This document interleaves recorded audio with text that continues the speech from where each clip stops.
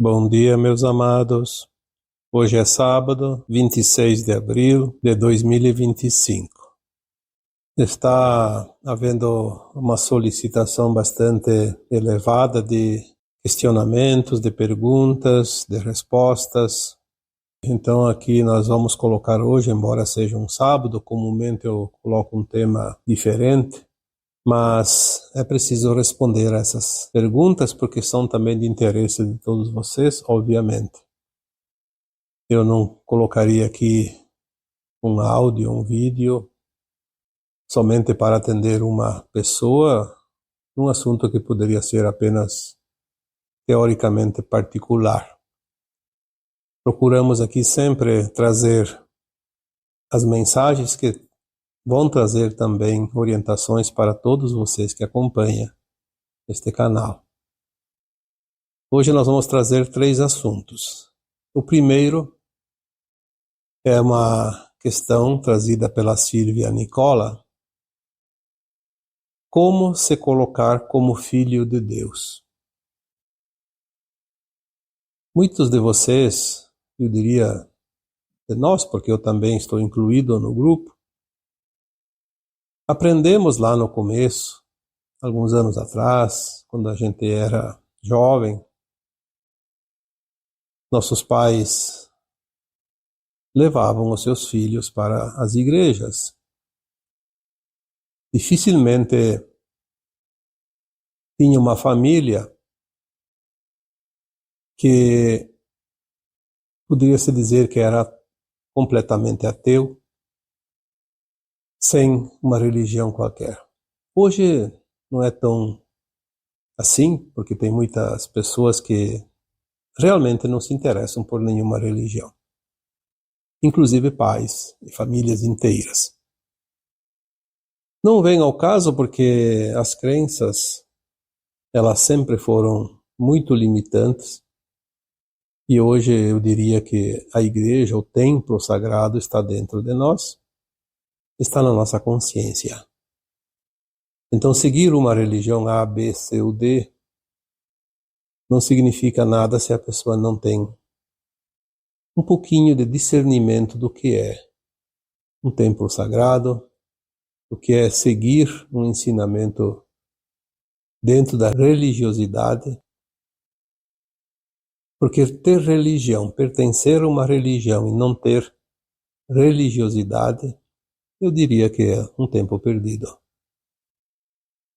E nessas crenças limitantes, nós trazemos uma informação que nem sempre condiz com a realidade, como por exemplo, em referência ao Deus.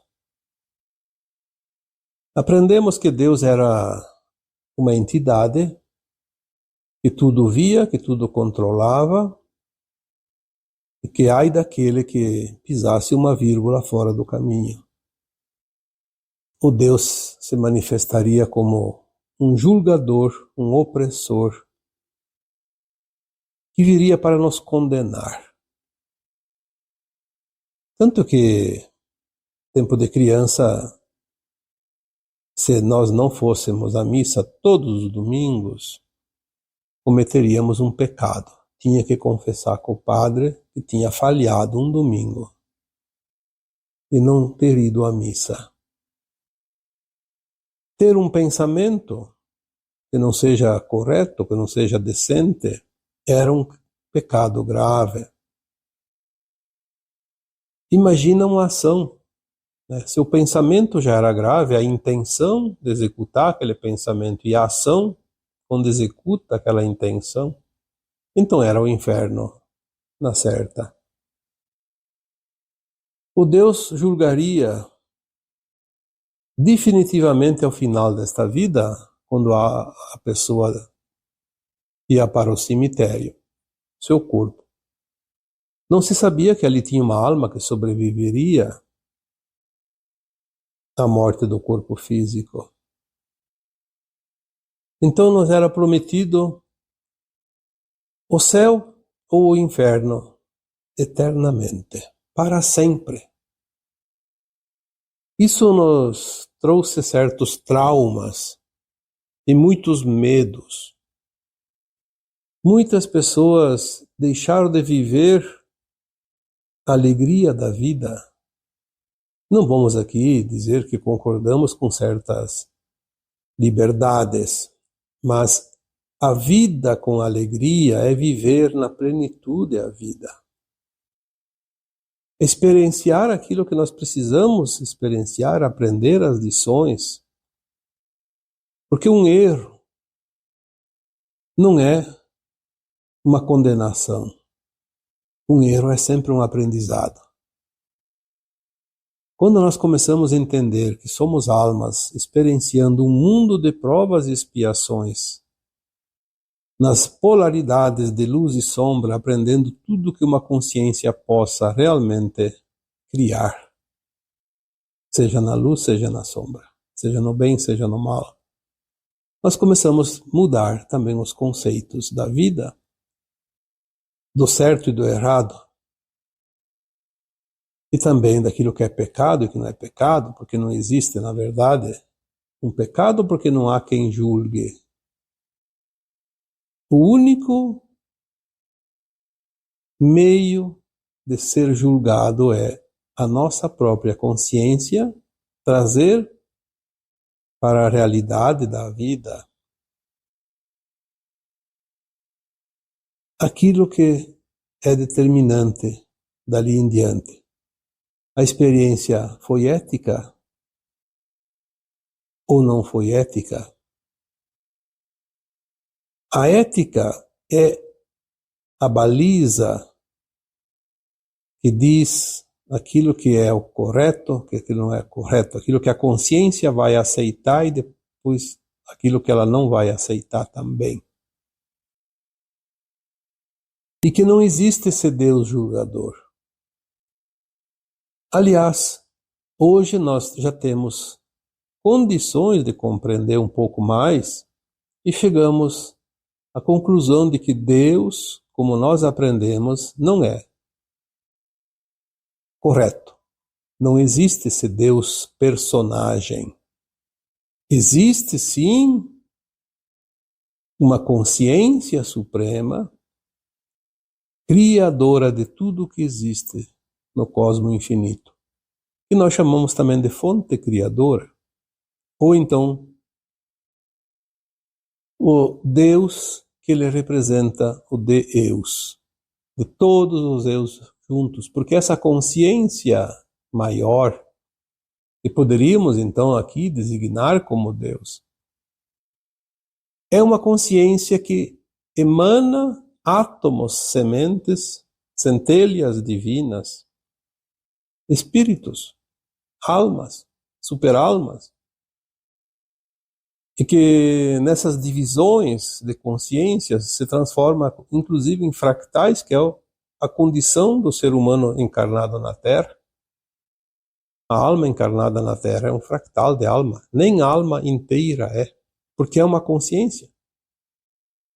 E o espírito nada mais é que a consciência maior, o eu superior, dividido depois em superalmas, almas e fractais, se divide em tantas partes quanto necessário para explorar e cocriar mundos, galáxias, universos, estrelas, planetas, inclusive coisas que existem em cada planeta, em cada estrela. São as consciências. Porque se nós vamos ver que abaixo de um fractal de alma, que é a condição de um ser humano atualmente na Terra, em todas essas divisões existiram também migalhas de fractais, poeiras. Como se você fosse, já coloquei aqui esses tempos um exemplo de serrar uma tábua para fazer alguma caixa ou algum outro tipo de produto, e aquela serragem não tem o que fazer, mas não tinha o que fazer. Hoje sabe-se que se pega a serragem, se aglomera e faz os aglomerados. A poeira cósmica, que na linguagem extraterrestre ou galáctica se conhece como Stardust, que é uma palavra em inglês, na verdade. Mas é a informação que chega sempre, não importa a língua que é usada.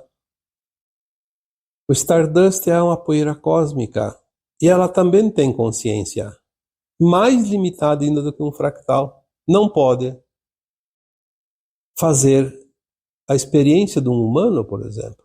Então ela é agregada a reinos ainda menores do que o reino nominal. Então ela pode ser agregada em reinos mineral, vegetal e animal. É uma progressão. Começa pelo mineral, passa pelo vegetal e depois o animal, para depois sim ganhar corpo e ser agregada a uma consciência hominal. Aí ele já é um fractal. Então Deus é a consciência que forma todas as suas divisões. Como que uma consciência não pode ser uma entidade, não pode ser um personagem? Então é óbvio que este Deus personagem não existe e não há como ele julgar. Então quem é que vai julgar? É a própria consciência que está em cada superalma, em cada alma, em cada fractal. Porque abaixo do fractal não tem consciência responsável pelos seus atos. Por isso um animal faz o que deseja. A planta ainda pode menos e o mineral ainda menos. Mas eles não têm essa responsabilidade do ser humano. Aí quando vem essa pergunta, como se colocar como filho de Deus? Bom, então depois desta explicação, fica mais fácil. Você já está se colocando como parte da consciência maior. Você acredita porque você colocou essa pergunta? Como eu também já acreditei, e não tem nada de errado nisso, apenas com o tempo vamos entender que muda um pouco o panorama do entendimento em relação ao Deus. Mas eu entendi que a pergunta ela é um pouco diferente aqui porque não é sobre isso que eu estou falando que você quer saber. Eu apenas coloquei aqui uma explicação para que nós possamos compreender que nós somos filhos dessa consciência porque somos parte dela. Mas como nos colocar como filhos de Deus, se você já é, você já está colocada, você já age como tal? E para merecer essa condição que eu entendi, que você quer saber como proceder, como exercer o teu dia a dia, as tuas ações, o teu viver como filho de Deus. Esta consciência maior que nós conhecemos então como Deus, ela não cobra nada de ninguém. Porque ela solta a semente para que essa semente se reproduza e cocrie o tempo todo. E é preciso cocriar em todas as possibilidades, na luz e na sombra. Sem a sombra, a luz não cria, porque, como eu falei num áudio esses dias, a matéria escura é predominante em qualquer lugar para que nós possamos trabalhar essa matéria e cocriar algo que seja positivo. Como também podemos cocriar desta mesma matéria algo negativo, o bem e o mal. Para você se colocar como parte dessa consciência suprema, se você já é, não precisaria fazer absolutamente nada para ser ou ter essa condição de filho de Deus, dessa consciência suprema. Mas como ser o melhor? Talvez seja isso que você queira saber. Como ser digna de dizer eu sou filha de Deus? É você fazer aquilo que você deseja fazer e conhecer e reconhecer cada ação como responsabilidade tua. Aquilo que você fizer, seja na luz, seja na sombra, é tua responsabilidade. Você vai colher os frutos daquela cocriação. É óbvio que se você fizer o trabalho sempre com consciência e aprender as lições, aquilo que nós denominamos de erros, uma vez cometidos, você volta a refazer de uma outra forma mais decente. E é isso que é o objetivo das almas aqui. Quando fazem algo e reconhecem que não é ético, fazer a correção e fazer de uma forma que seja ética. Então você estará realmente agindo como filho de Deus, ou filho da consciência suprema. Passados todos esses milênios, nós já aprendemos as lições. Nesta encarnação atual, comete erros quem realmente quer, porque todos sabem se está cometendo um erro ou não.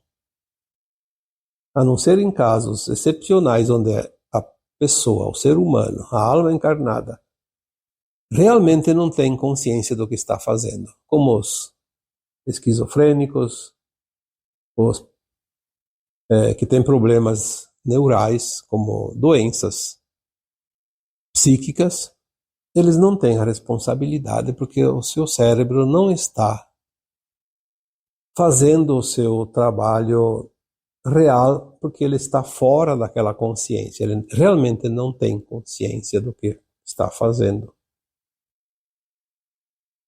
Mas isso são apenas algumas pessoas raras.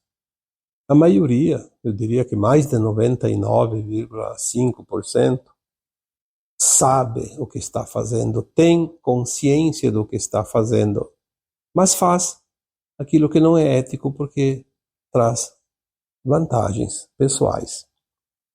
Ali, depois, a conta chega, e chega muito dura, muito pesada. Então seria mais ou menos isso. A seguinte questão foi trazida pela Bruna Oliveiro Melo. Diz a Bruna: o que te incomoda no outro é o que precisa curar em você.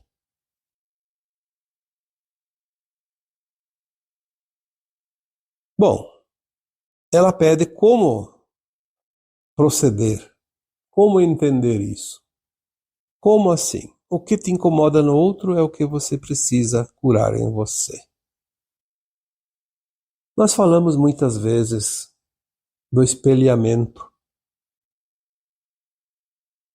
Todos nós temos a luz e a sombra, todos nós temos aprendizado naquilo que consideramos ético e não ético. Todos nós temos experiências de muitas vidas, muitas encarnações neste planeta de provas e expiações. Aprendemos as duras penas, mas também aprendemos às vezes praticando o bem. E quando erramos a fórmula, como se diz, pagamos o preço. Para facilitar que cada alma encarnada consiga avançar mais rapidamente no seu progresso espiritual, na sua ascensão da sua alma. Existem mecanismos dentro das leis naturais, dentro das oportunidades que o universo nos coloca à disposição em cada momento, que é o trabalho em grupo. Por isso, Agora o planeta está cheio de gente. Houve um tempo que o planeta tinha poucas almas encarnadas. Mal se conheciam porque viviam em cavernas, em tribos distantes. Mas na medida que foi crescendo a população, a aglomeração também aumentou, as cidades cresceram, os condomínios, os edifícios, as comunidades de bairros, enfim, as famílias aumentaram também, numa época, um grande número de filhos, cada família. Os grupos se trabalham entre si, porque nós não precisamos passar novamente por experiências que já sabemos como é o resultado. Por isso nós vemos pessoas cometendo atitudes ou tendo atitudes que sabemos que o resultado não será positivo. Não precisamos passar pela experiência. Temos dentro de nós a memória da experiência já vivida. Mas poderíamos ter esquecido, então vemos nos outros aquilo que não queremos.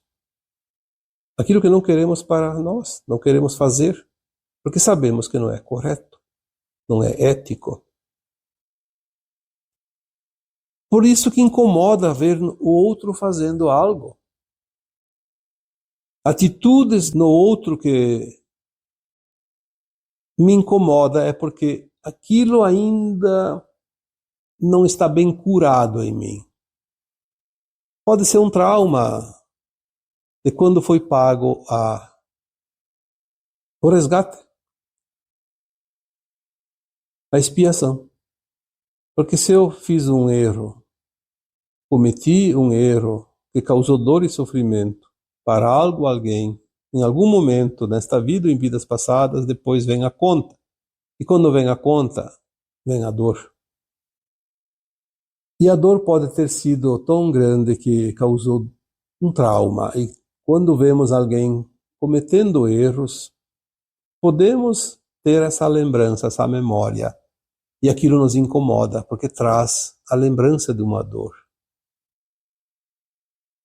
É como aquele marido ou aquela esposa que foi traída ou traída. Depois de um tempo, até parece que aquela ferida fecha, para de sangrar.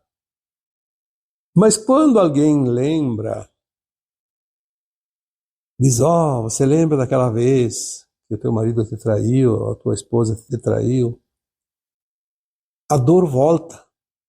E o que acontece? Aquela pessoa que foi traída fica com raiva daquela pessoa que lembrou, mexeu na ferida.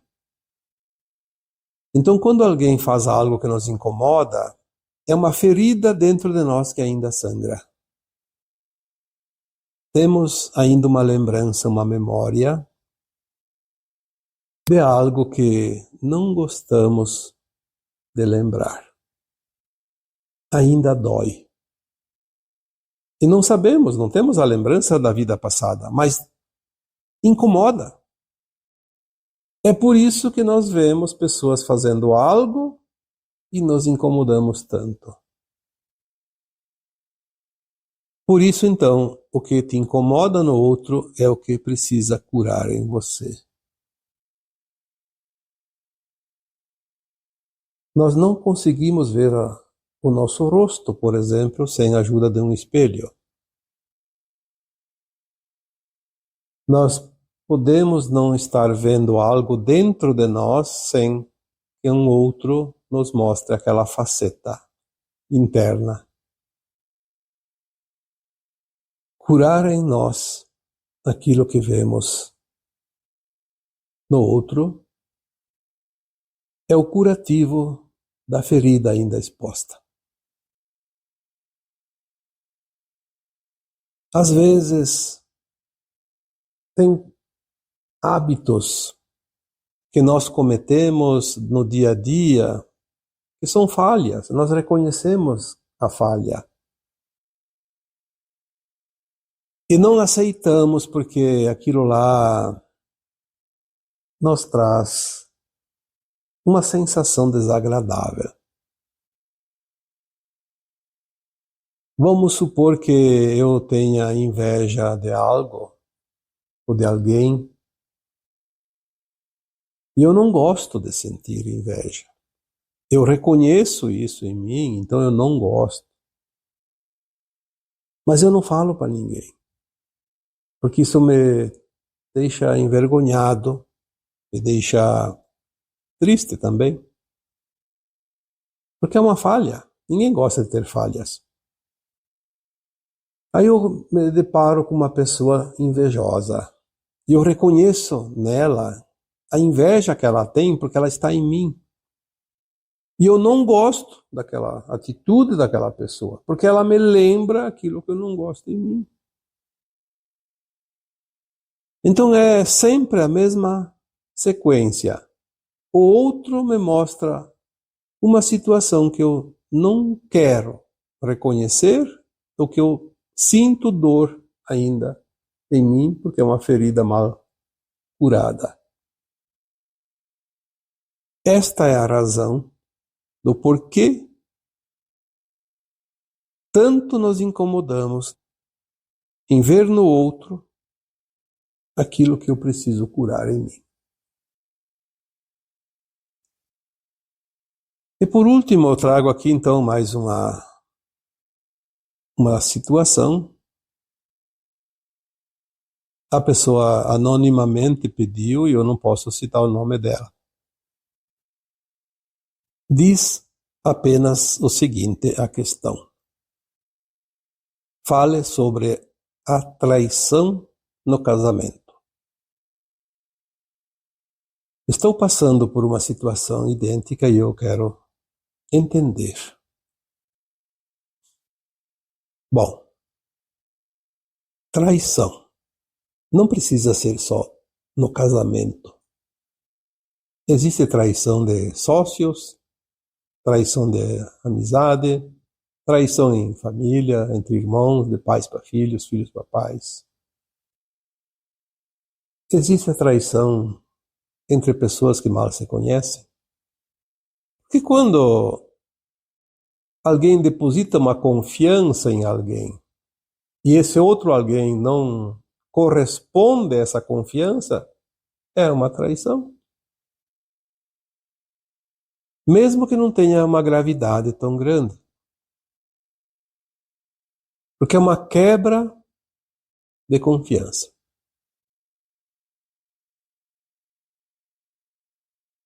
A confiança é uma fidelidade. E a traição é a quebra da fidelidade. Mas aqui a pergunta se relaciona ao casamento. Então, quando há um casamento entre um homem e uma mulher, é porque houve uma atração, uma paixão. É a paixão que atrai, porque a paixão é necessária para que haja essa atração, porque aquelas duas almas encarnadas se encontrem e comecem um relacionamento, porque elas programaram isso antes de encarnar, com o objetivo de trazer outras almas para o reencarne, que seriam seus filhos. Se não houvesse a paixão, a atração, não haveria relacionamentos, não haveria acasalamento e não haveria a gestação de um novo ser. Então ela é armada de tal forma e com tal energia que esta relação ela cria um elo muito forte, não só pela atração, mas pela paixão.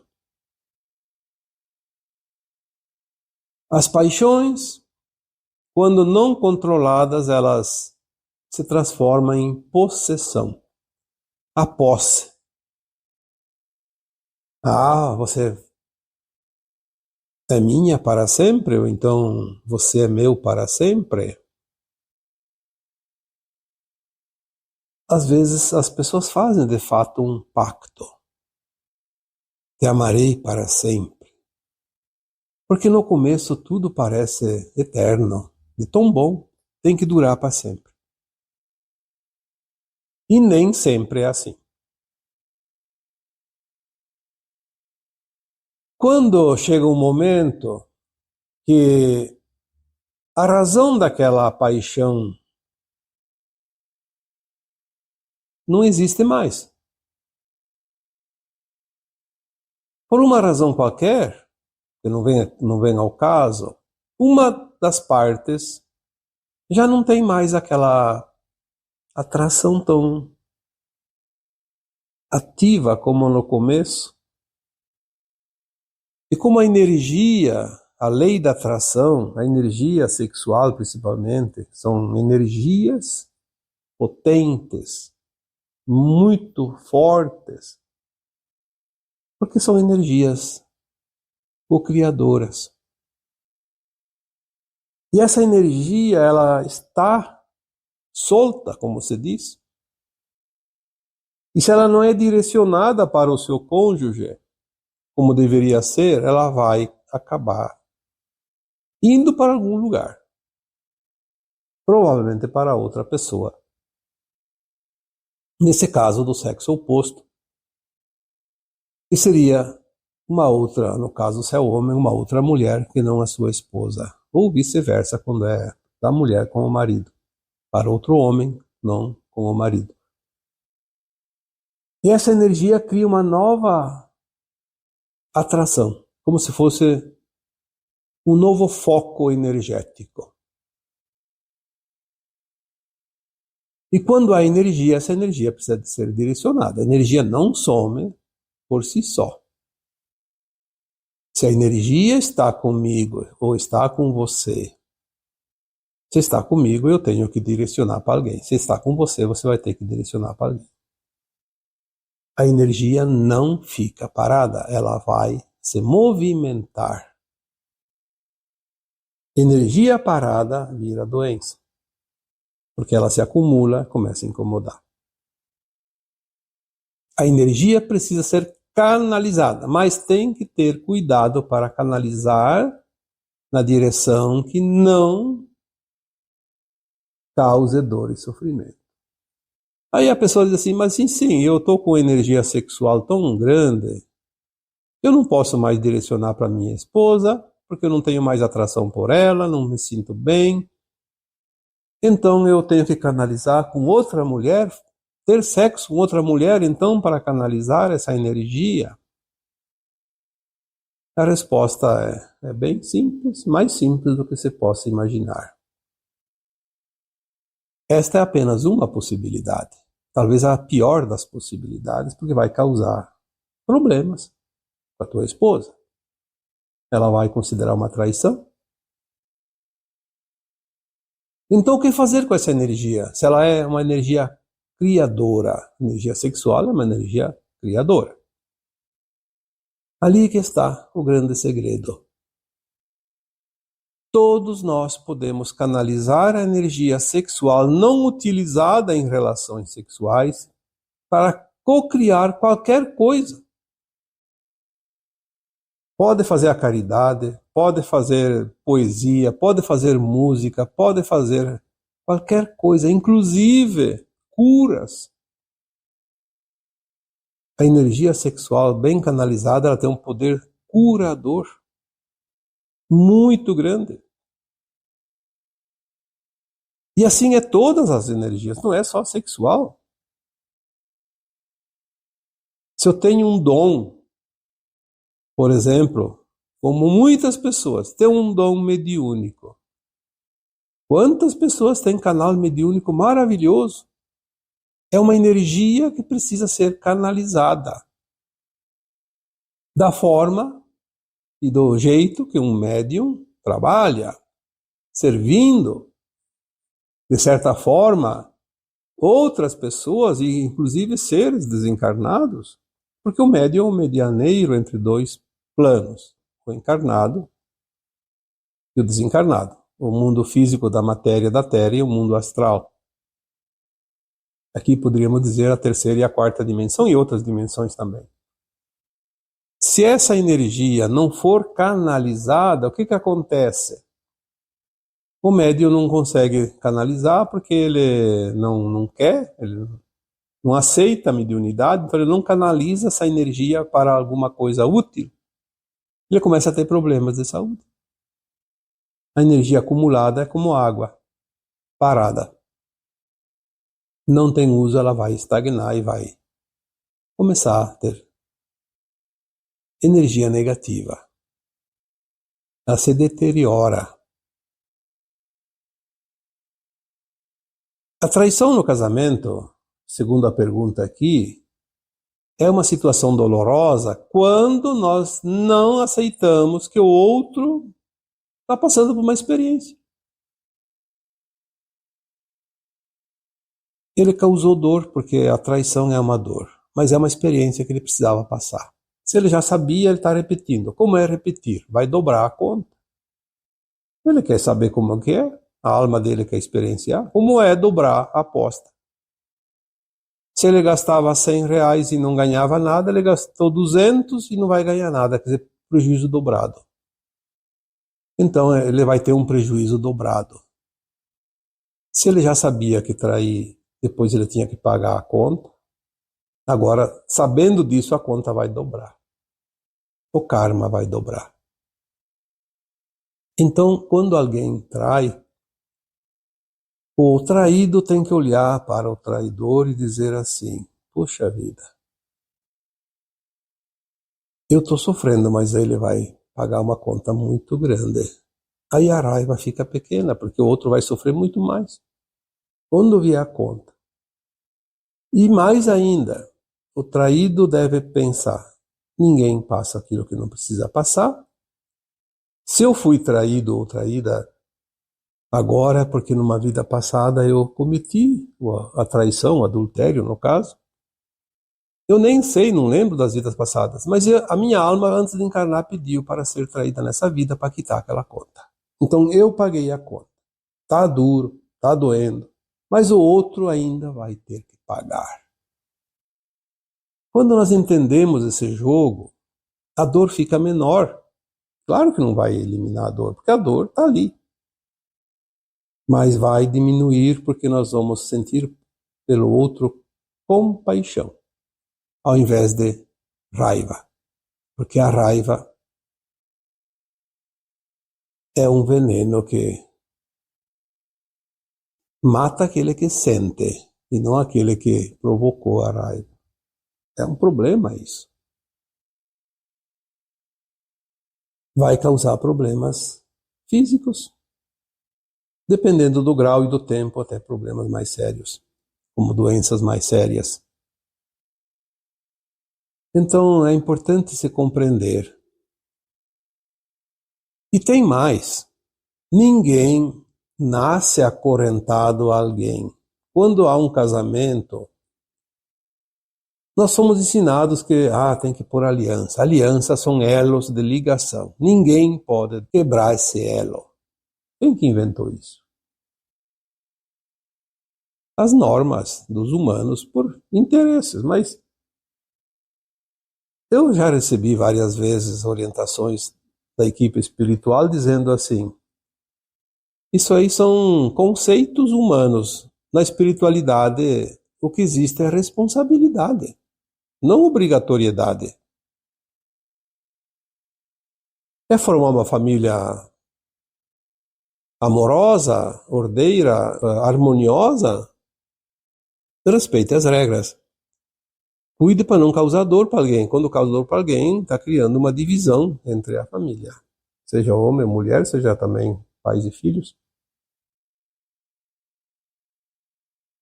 Então não há uma coisa assim que tem que ser dente por dente, olho por olho.